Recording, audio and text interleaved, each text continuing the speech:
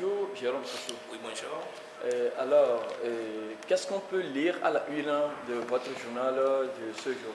Bon, c'est vrai, aujourd'hui, on a mis dans la manchette un gros titre, gros dossier, CAN Afrique du Sud 2013, de l'aventure à la mésaventure des éperviers. Bilan, cafouillage, désordre, bagarre, débois, Togo, le conte de fées. Tout sur la participation du Togo. C'est pour dire que nous avions été en Afrique du Sud et tout ce qui s'était passé, on a compilé ça dans un gros dossier que nous avons mis à la une du journal. Au-delà de ça, on a accordé le premier vice-président de la Fédération de football, M. Hervé Pizarro, nous avait accordé une interview par rapport à une situation qui lui était arrivée en Afrique du Sud lors de cette CAN. Il nous a quand même parlé de tout ce qui s'était passé. Un autre titre, vous savez, normalement aujourd'hui, cette histoire d'escroquerie dite internationale devait permettre à ce que Abbas Al-Youssef, qui est le plaignant, devait quand même confronter, comment appelle-t-on, monsieur Loïc Le Floch, qui est un accusé. Donc on a mis ça, on a parlé de ce sujet-là également.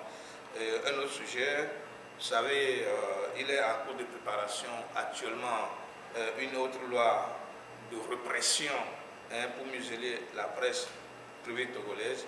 Donc on a mis en titre pouvoir répressif, oppression et musellement de l'expression, la hack, la guillotine du régime du Fournier pour assujettir la presse privée.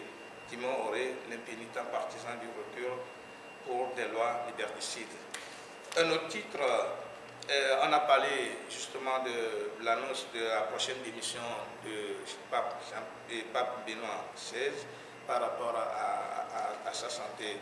Et on a une rubrique habituelle que nous appelons le compte à rebours, qui nous permet chaque fois de compter le temps que le chef de l'État, Fournier a déjà fait depuis qu'il a pris le pouvoir en 2010 et le temps qu'il lui restait à faire pour boucler son mandat. Et donc voilà en gros tout ce qu'on pouvait quand même lire. C'est vrai qu'il y a d'autres titres à l'intérieur du journal, mais les principaux titres que comporte le journal, cette parution d'aujourd'hui, que je venais de vous lire. Moi j'aime une série dans votre journal, ça concerne à décerner les prix et des responsables. Alors cette fois-ci, qu'est-ce qu'on peut lire? Non, mais c'est vrai qu'il y a une rubrique fétiche que nous appelons Triangle à Oz, qui nous permet de décerner des prix. Ce ne sont pas des prix imaginaires, mais c'est des prix que nous décernons aux acteurs, que ce soit sur le plan sportif, le plan politique, le plan social. Dans tous les domaines, nous arrivons à détecter véritablement ceux qui ont bien fait dans leur métier, dans leur domaine précis, et ceux à qui on a confié une mission, un météo qui dans leur domaine ont été un peu indélicats. Et donc, c'est des prix que nous avons inspirés depuis très longtemps dans le journal, dans cette rubrique Triangle House, qui nous permet quand même d'apprécier ce que chacun fait. C'est-à-dire, il y a 3 prix, le triangle d'argent, le triangle de bronze, le triangle d'or et les 3 derniers prix qui, en tout cas, par rapport à certaines appréciations des gens qui, pour eux, n'honorent pas. C'est des prix qu'on diversifie, c'est des prix qui nous permettent quand même d'apprécier chacun dans son domaine donné. Alors, est-ce qu'on peut avoir une idée là-dessus? Non, mais c'est ce que je disais. Par exemple, aujourd'hui, dans cette parution, on a décerné le premier prix Triangle d'or à Stéphane Kishi. Vous vous rappelez que la CAN vient de finir. Le Nigeria a mal commencé, a mal débuté la compétition, mais au finish, le Nigeria a été le équipe qui a pris ce trophée-là. Et donc, on a décerné ce prix-là à l'entraîneur par rapport à tout ce qu'il a fait comme travail. Et on a décerné le triangle d'argent au pape Benoît XVI parce qu'on s'est dit que c'est un homme, il a reconnu que sa santé ne répond plus à ses préoccupations, à ses attributions, il faut laisser la place à un autre. C'est la culture de dignité, hein, d'honorabilité. Et donc, on a vu que ce qu'il a fait, c'est bien, on lui a décerné ce prix. Par rapport à Jean-Pierre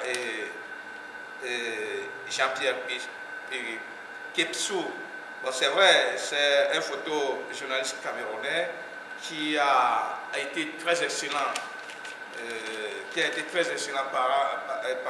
durant cette Coupe d'Afrique des Nations.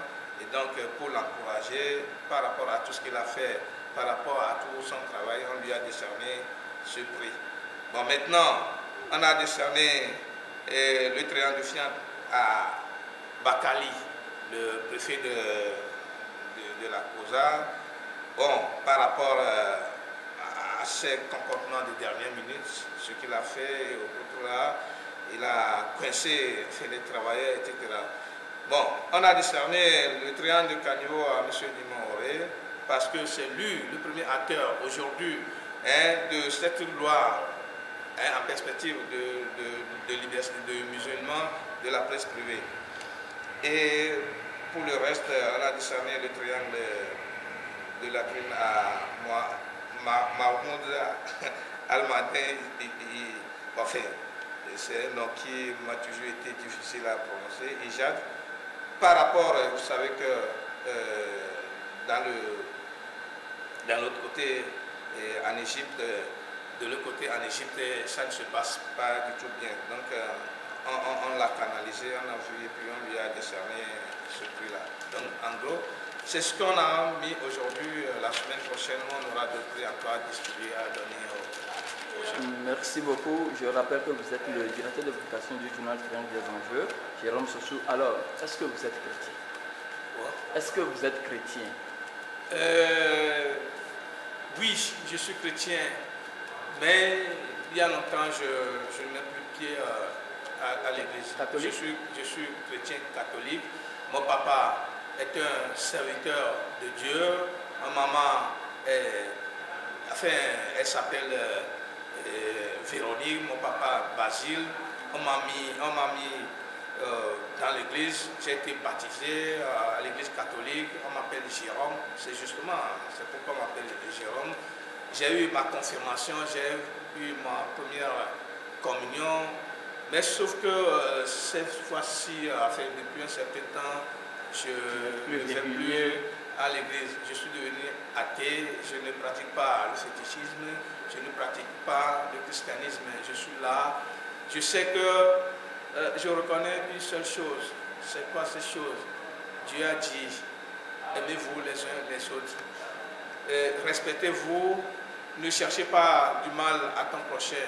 Et donc, je sais qu'en respectant tout cela, je suis sur quand même la voie de Dieu.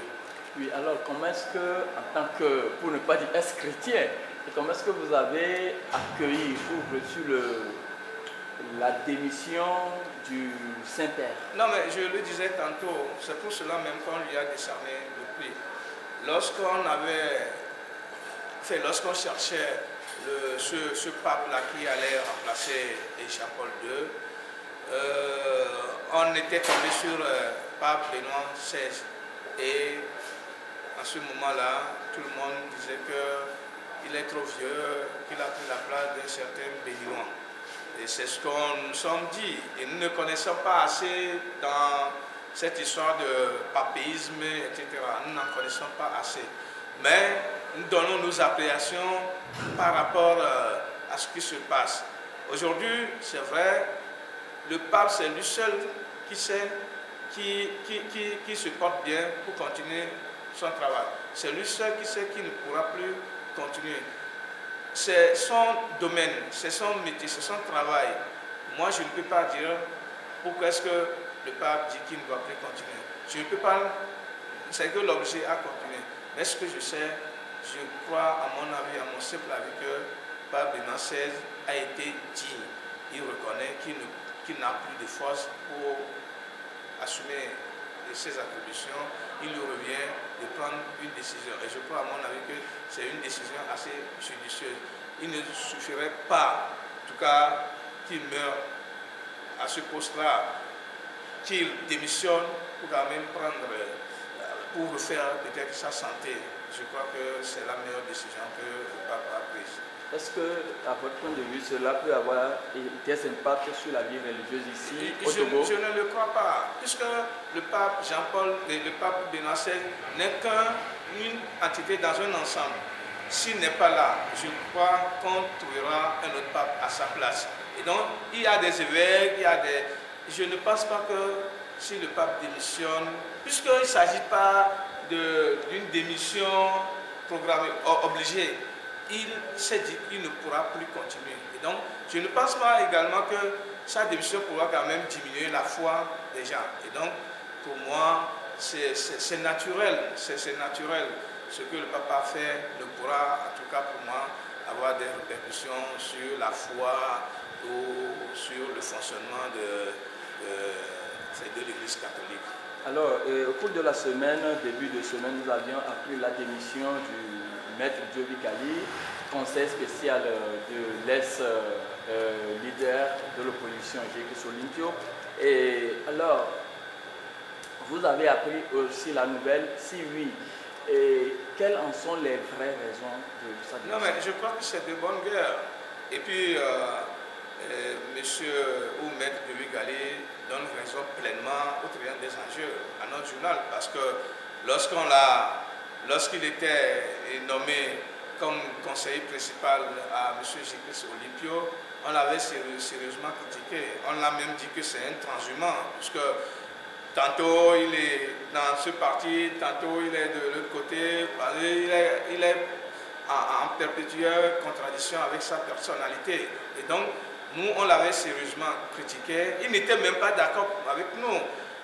C'est vrai, quelqu'un nous a dit qu'il n'était pas d'accord et on a senti ça même dans ses propos. Aujourd'hui, on croit fondamentalement qu'il nous a donné raison, il nous a rejoint parce que nous sommes dit que l'UFC est un parti satellite, est un parti charnière, est un parti qui sert de béquille aujourd'hui au parti au pouvoir. Personnellement, à Fonia Spécie, je dis parti au pouvoir, PTUNI, c'est comme si je suis en train de commettre une petite erreur ou peut-être une grave erreur. Ce que je dis, c'est que l'UFC constitue aujourd'hui une béquille pour Fonia Sibé, la seule personnalité, le chef de l'État, Fonia Sibé. Sinon, cette déclaration de Diobi Kali, c'est déjà entendu. C'est déjà entendu. Et donc, ça n'a rien du tout à changer sur le fonctionnement de l'UFC. Il lui revient de savoir quelles sont les raisons qui ont milité aujourd'hui à ses côtés pour qu'il démissionne de ce poste-là. Alors, et quelle analyse faites-vous de la situation sociopolitique liée aux incendies et aux arrestations et aux sorties médiatiques des autorités judiciaires et des autorités militaires? Je suis désolé que le Togo est encore à cette étape de sa vie. Je crois, à mon avis, que tout ce qui se passe aujourd'hui, ce sont des choses qui se sont passées en 1963, bien avant que la démocratie ou que l'état de droit que nous voulons construire ou que le vent de l'Est qui a amené la démocratie ne vienne. Je suis très, très peiné de constater qu'aujourd'hui, on est en train d'embastiller les leaders politiques parce qu'on estime qu'ils ont fait brûler les marchés. Et je ne vois pas l'intérêt qui doit quand même animer. Je ne suis pas à leur place, je ne suis pas dans les idées de qui que ce soit. Mais je ne vois pas concrètement la raison qui va militer aux côtés de ces leaders politiques-là et qui va les amener à brûler ces marchés, sans penser que ceux pour qui ils militent, ceux pour qui ils se disent défendre sont ces femmes-là qui sont dans les marchés, sont ces hommes-là qui sont dans les marchés. Et aujourd'hui, si on arrive à brûler leurs marchandises et qu'on dise que peut-être on leur fait du bien ou peut-être on veut vous défendre, qu'on a fait ça, c'est malheureux, c'est criminel. Et donc je ne le pense pas, je suis convaincu que ça ne peut pas se passer. Moi je trouve la chose sur peut-être un autre plan.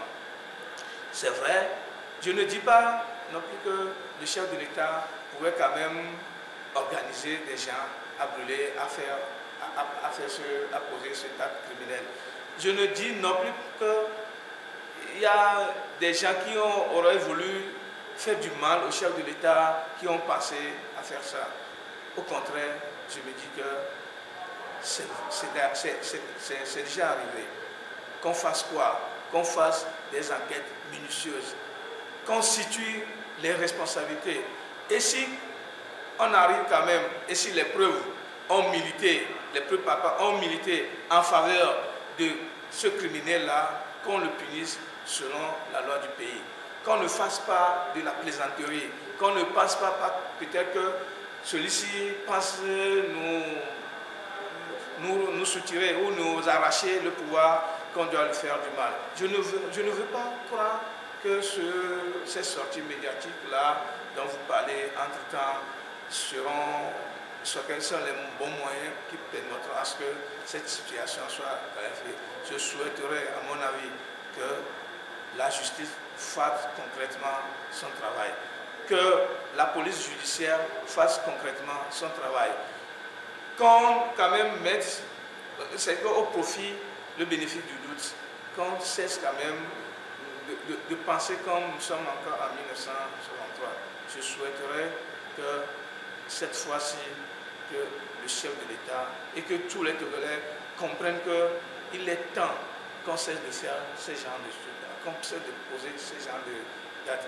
Aujourd'hui, il est temps qu'on fasse comme le Bénin, qu'on passe à l'alternance, qu'on pense à développer notre pays, qu'on passe quand même à faire comme ce que le Ghana fait, comme ce que tous les autres pays sont en train de faire actuellement. Il ne sert à rien de faire le surplace pour se mettre des bâtons dans le roues et qu'on reste encore à cette étape-là. Brûler les marchés.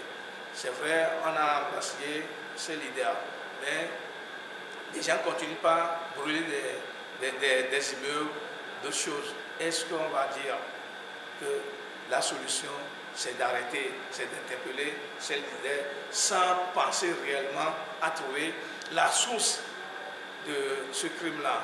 Je crois que le Togolais doit repenser autrement.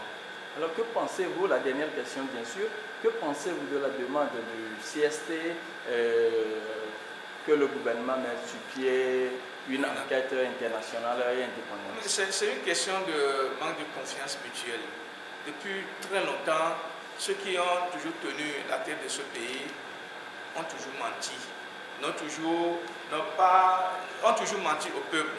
Et les enquêtes, toutes les enquêtes que ces autorités ont demandées n'ont jamais connu de suite. C'est vrai, on se rappelle en 2005, on a instauré une enquête nommée, une commission d'enquête nommée commission Kofigo. On a connu la commission ONU, on a connu d'autres commissions, mais malheureusement, jusqu'à ce jour-là, les résultats ne sont pas là. On n'a jamais puni des gens. Et donc, c'est ce manque de confiance créé entre l'opposition et le pouvoir en place, c'est ce qui amène à ce que le CS demande qu'on fasse une enquête internationale. C'est de bonne guerre. Toujours est-il que cette enquête produit de bons résultats et que ces résultats soient des résultats assez fiables à partir desquels on peut commencer par punir ces criminels qui ne veulent jamais laisser ce pays-là se développer. Pour moi, aujourd'hui, on n'a plus besoin de se bagarrer autour du pouvoir, de faire ce qu'on ne pouvait pas faire. Il faudrait que l'opposition se constitue. Il faudrait que l'opposition là soit une opposition assez crédible, une opposition capable de montrer à tout le peuple qu'elle est rassembleur. Elle peut faire quand même, elle peut damer l'opinion au parti au pouvoir, qu'il n'y aura pas de discrimination, qu'il n'y aura pas de chasse aux sorcières. Et que le pouvoir en place là prouve au peuple togolais aujourd'hui qu'il est temps qu'il fasse ce qui est de son devoir, qu'il commence par quand même donner confiance à ce peuple-là, qu'il fasse manger ce peuple-là, qu'il fasse se faire soigner ce peuple-là. Au cas contraire, je crois que le Togo fera tout sur place et on ne sait pas ce qui va arriver demain. Merci Jérôme Sossou. Je rappelle que vous êtes le directeur de publication du journal Crin des Enjeux. Merci beaucoup.